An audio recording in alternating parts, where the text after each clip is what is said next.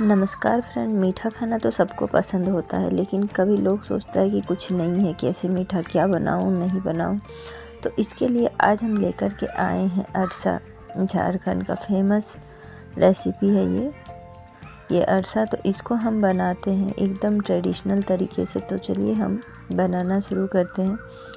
तो यहाँ पर हमने चावल लिया है, जिसको हमने 4 से 5 घंटा भिगो लिया है। अब चाहे तो 1-2 घंटे में भी ये फुल करके तैयार हो जाती है। उसके बाद हमको क्या करना है कि इस चावल को हमको सारे पानी निकाल करके हम इसे छान लेंगे।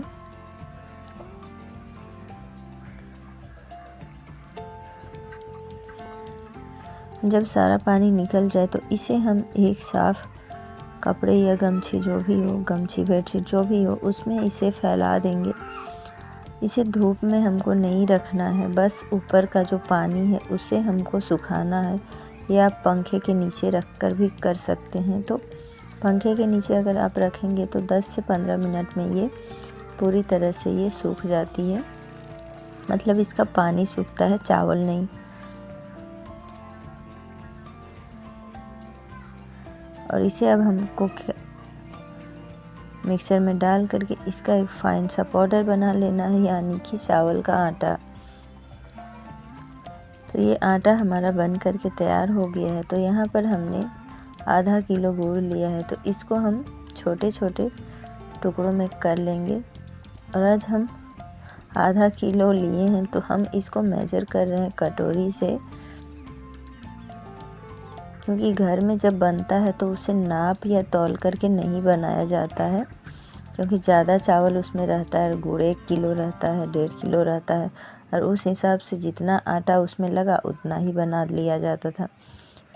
तो यहाँ पे हमने 2 कटोरी गुड़ कर लिया है। जो आधा किलो गुड़ था उसे हमने छोटे टुकड़ों में किया, तो 2 कटोरी हुआ है। तो अब यहाँ पर हम एक पतीला लिए हैं, जिसमें हम हल्का पानी डालेंगे। मतलब आधा कप के करीब हमने यहाँ पे पानी ऐड किया है। अब हम जो गुड़ रखे थे उसे हम इसमें डाल करके, बस हमको इसको चाशनी नहीं बनानी है, बस मेल्ट करना है।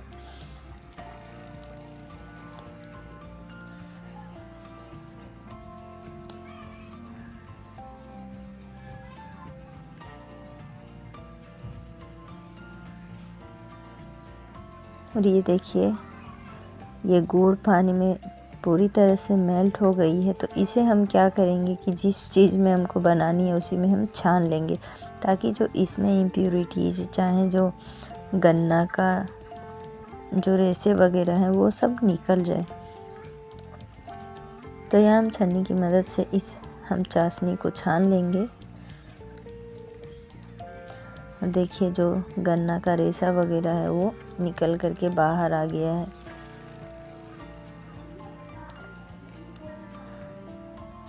तो अब यहाँ पर हम गैस ऑन कर देंगे, और इसको हम तब तक पकाएंगे जब तक गाढ़ी चाशनी ना बन जाए। और ये इस तरह से खौलते रहेगा। तो इसे हम मीडियम टू हाई फ्लेम पर ही पकाएंगे, क्योंकि ज़्यादा धीरे रखेंगे अगर हम आँच को, तो इसमें जल्दी से पकेगी नहीं और चाशनी बनाने में हमको टाइम लगेगा।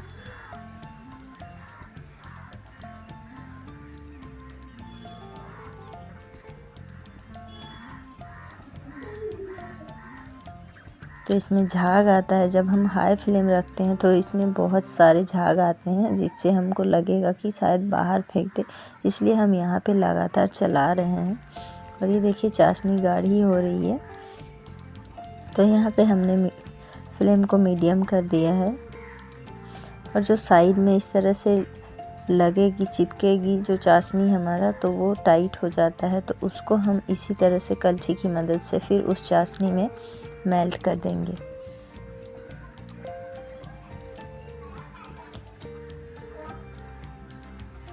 और ये देखिए, ये गाढ़ी चाशनी हो गई है। तो इसको चेक करने के लिए हम एक प्लेट या कटोरी में पानी ले लेंगे, और उस चाशनी को हम पानी में डाल के देखेंगे। और ये देखिए, मतलब लगभग तो बनने को है। तो इसे जब हम तुरंत हाथों से इसको गोल करेंगे और गोल हो जाए, उठाएंगे तो उठ जाए, तो ये हमारा चाशनी बन करके तैयार हो गया है। तो देखिए ये नहीं उठ रहा है, मतलब ये चाशनी हमारा अभी बना नहीं है। तो यहाँ पे जब आप इस प्रोसेस को करें ना तो फ्लेम को एकदम मीडियम रखें या फिर लो भी रख सकते हैं, क्योंकि उससे चाशनी ज़्यादा गाढ़ी ना हो जाए। और देखिए हमने दोबारा डाला तो जैसे बूंद गिरा उसी तरह वो रहा, बिखरा नहीं। तो यहाँ पर चलिए अब हम चावल का आटा डालते हैं। तो हमने जो कटोरी में नाप करके गुड़ लिया था, तो आज हम मेजर करके बना रहे हैं। तो यहाँ पर हमने उसी कटोरी से चावल भी नाप के ले रहे हैं। तो यहाँ पे 1 कटोरी आटा हमने डाला, उसको अच्छी तरह से हम मिला लिए हैं। फिर दूसरा कटोरी ये है हमारा, तो इसको भी हम अच्छी तरह से मिला लेंगे।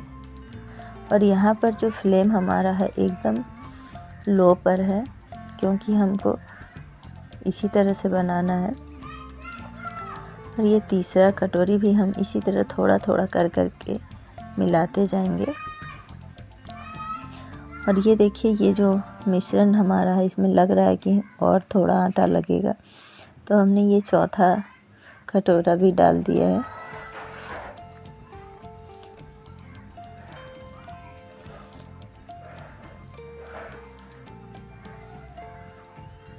तो इस तरह से हमने यहाँ पर 2 कप, मतलब कप नहीं, हमने कटोरी लिया था जी, तो 2 कटोरी में हमने 4.5 कटोरी आटा डाला है।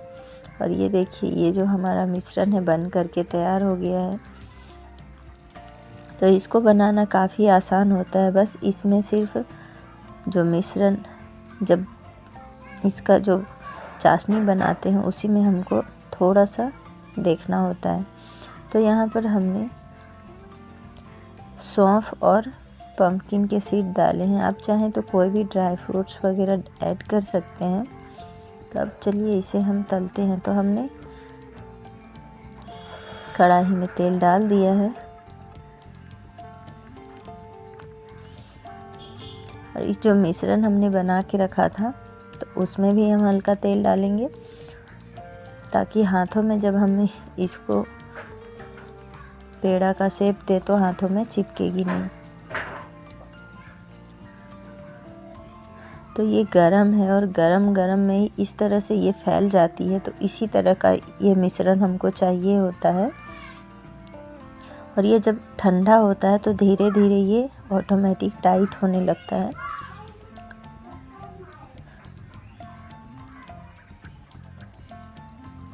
तो यहाँ तेल पर हमने इस मिश्रण का गोली को डाल दिया है। वो देखिए बबल्स निकल रहा है, ये ऊपर तैर के आ गया है, मतलब हमारा तेल गरम हो गया है। तो यहाँ पर हम लो टू मीडियम फ्लेम पे ही रखेंगे गैस को।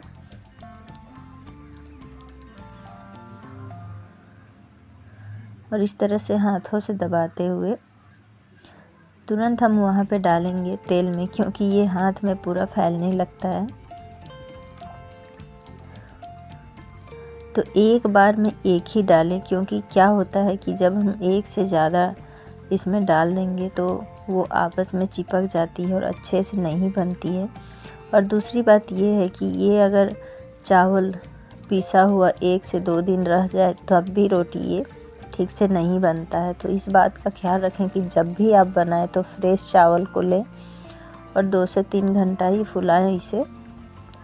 उसके बाद फिर तुरंत उसे जब आप पीसते हो आटा बनाने के बाद ज़्यादा दिन तक उसको रखना नहीं है, नहीं तो स्मेल आएगी और ये रोटी नहीं बनती है। अगर आपको हाथों में बनाने में दिक्कत हो रही होगी तो इस तरह से जो रिफाइन या ऑयल का जो प्लास्टिक होता है हम उसी में यूज़ कर रहे हैं बनाने के लिए।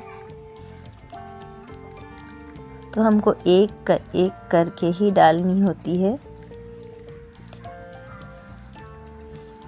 और ये रेसिपी आपको कैसी लग रही है कमेंट करके ज़रूर बताइएगा। वीडियो को लाइक करिएगा, शेयर करिएगा और हमारे चैनल को सब्सक्राइब करना नहीं भूलिएगा था। और ये देखिए हमारा जो ये मिश्रण है, मतलब कि रोटी बन करके तैयार हो गया है, अरसा का रोटी। और देखिए ये अभी गर्म है तो अंदर में ये थोड़ा नरम होंगे। जैसे जैसे ये टाइट होता है मतलब ठंडा होता है वो टाइट हो जाता है और खाने में काफ़ी ज़्यादा स्वादिष्ट लगती है। तो मिलते हैं नेक्स्ट वीडियो में। Thanks for watching, bye bye.